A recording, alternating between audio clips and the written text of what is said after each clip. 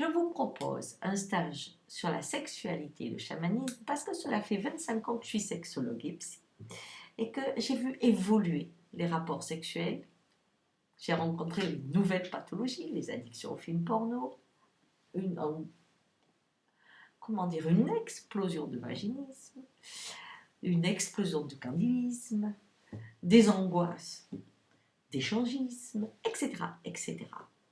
Et donc, j'ai pu mesurer où on était il y a 25 ans et où on est aujourd'hui, et surtout la détresse des rapports sexuels d'aujourd'hui. Et dans mon regard, les rapports sexuels d'aujourd'hui sont des rapports d'enfants, avec des tas d'objets, des scénettes, des objectifs, des performances, des quantitatifs, etc., etc.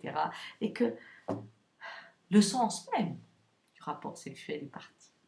Alors que nous sommes dans une société libre, mais sexuellement elle ne l'est plus, puisqu'elle est codifiée et que vous êtes conditionné pour entrer dans une forme de sexualité où il y a plus d'hystérie que de transe, et qu'il y a plus de soulagement que d'orgasme qui vous permettrait d'apprivoiser peu à peu votre angoisse de mort.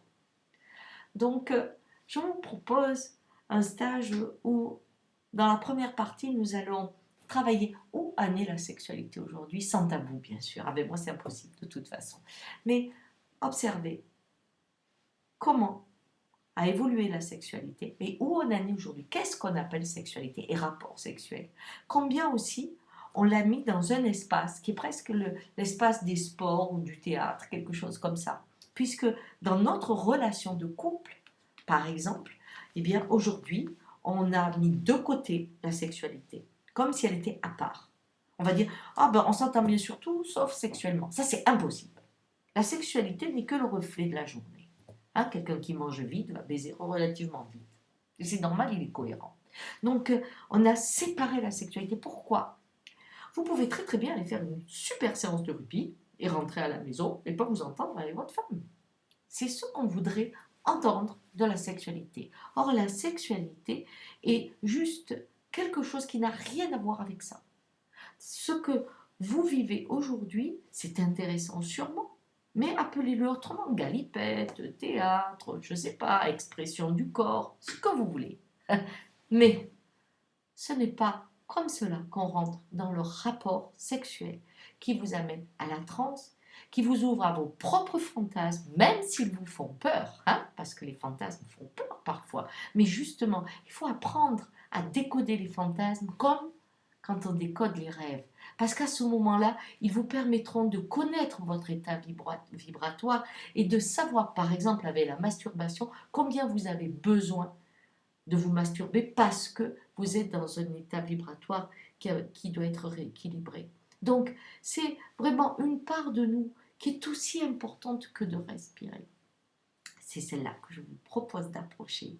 Donc, en deux temps. Le premier temps, ce qui se vit aujourd'hui, cet autre regard, l'analyse de vos fantasmes et l'ouverture de vos sens, pas comme dans le tantra. Nous ne rentrerons pas dans un rapport corporel comme dans le tantra, ce n'est pas ça le sens, c'est le côté vibratoire, c'est-à-dire combien votre être s'ouvre quand il est sollicité, par exemple par le soleil, puisque avec le chaman, tout est vibration, donc tout est connexion et tout pourrait être orgasmique.